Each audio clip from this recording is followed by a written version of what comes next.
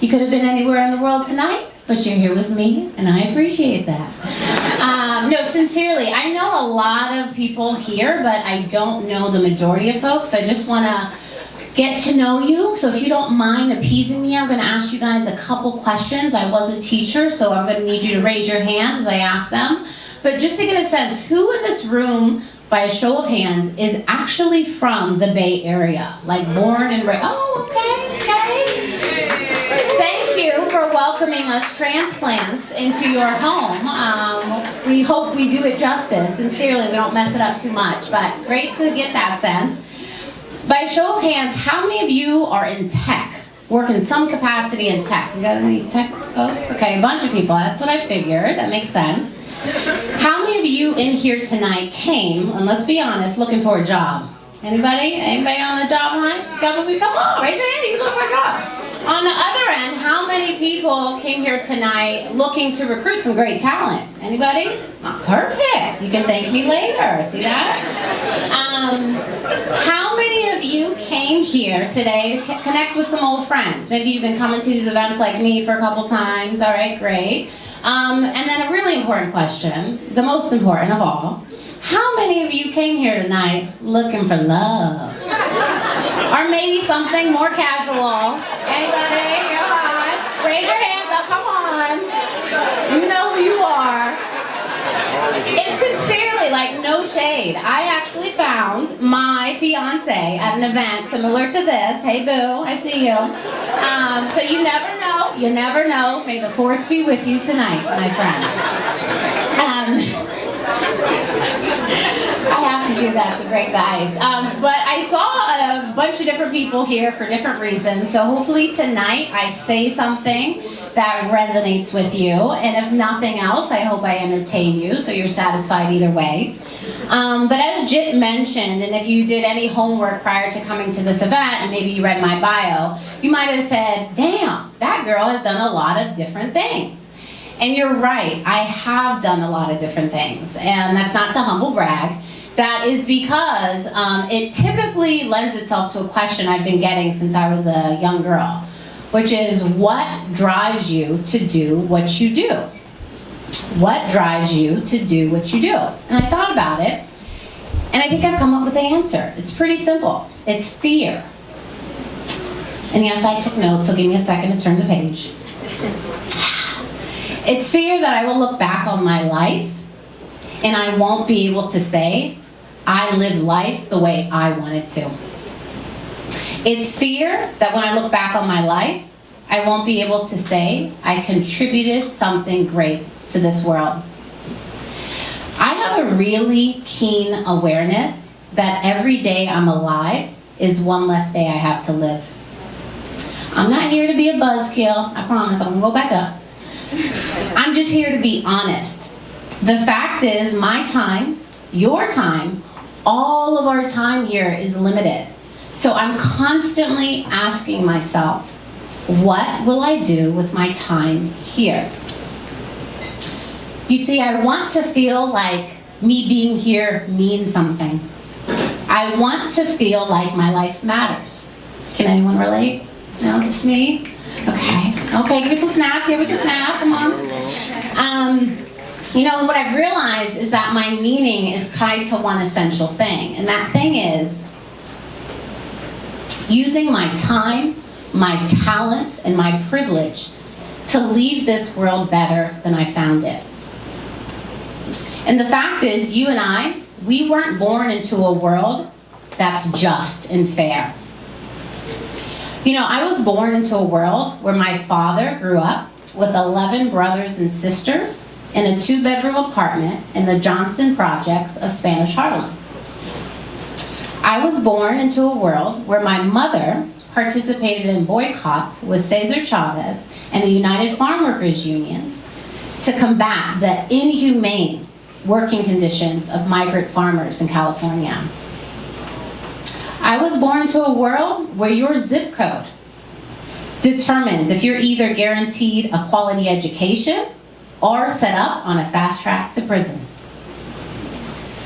I was born into a world where unarmed black men, women, and children are killed at the hands of people who abuse their power and undermine the oath they took to protect and serve all people.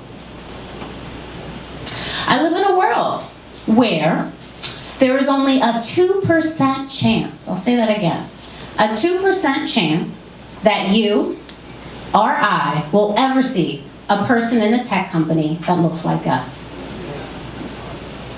From a young age, I've realized that this world isn't fair, that not everyone gets an equal opportunity to fulfill their greatest potential and live a life that brings them true joy and happiness. From a young age, I've decided to make this world better by helping everyone get access to the knowledge and networks needed not just to survive, but to thrive and flourish. So this is why I started my professional career as a 6th grade teacher in South Central Los Angeles. This is why I decided to pursue a PhD in urban schooling and critical pedagogy. This is why I created an ed tech company that helps the poorest schools find the best teachers. This is why I brought Startup Weekend Education around the world. When it had just been in Europe, I expanded it to Australia and Africa and South America. This is why I publish articles on the daily that really try to get at the heart of what it takes to break into tech, thrive as an entrepreneur, and keep your mental, social, emotional well-being intact. This is also why I decided to join Cape Port Capital. We invested in Pigeonly, by the way. Where I help over 89 tech startups like Pigeonly and Asana and Twilio and Honor build diverse teams and inclusive workplaces so we're all welcome to participate in this tech revolution. My work, every single chapter, every single phase of it, is with the intention to leave this world better than I found it. So, that's me. What about you? I challenge you to take a moment and reflect on your own life. Think back to today. What about this past weekend? What about last month? Ask yourself, what have I been doing lately that's contributing to a better world? Angela's advancing the lives of young Black women. Frederick is helping families connect in a more affordable way to their loved ones in prison. What are you doing? I'm not saying you all need to quit your job and start a company and end world hunger by tomorrow. What I am saying is that I hope you continue to ask yourselves that question today, tomorrow, and every day of your life. What am I doing to make the world better? And I want you to call each other out on it.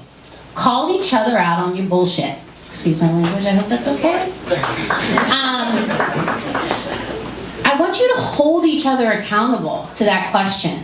When you seeing someone spewing out that, I got to look out for me and mine rhetoric, you need to check them. You need to remind them to leave the door open, to pay it forward, and to never forget all those without a seat at the table. Whether it be helping your company hire more diverse candidates, whether it be mobilizing people to vote this November, whether it be building an app to more easily record and report injustices you see on the streets. We all have an opportunity to make a difference. The key is to use your limited amount of time here and your unlimited amount of talents to make this world a better place. So I think I'm the last speaker. Is that right? Okay. So tonight, when I'm done up here and they say their goodbyes and you start turning to the left and the right, say, hey, what's up? I really want to encourage you to put on the bench for now the usual, how are you? What do you do? What brings you here? And instead, I'd love for you, just try it. Start the conversation with, What are you doing to make the world a better place?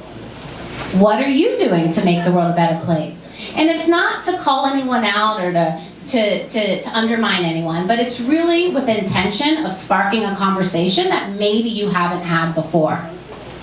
And who knows? It may be just the thing to spark a conversation that leads to a collaboration that finally, once and for all, creates that one united nation. Major key.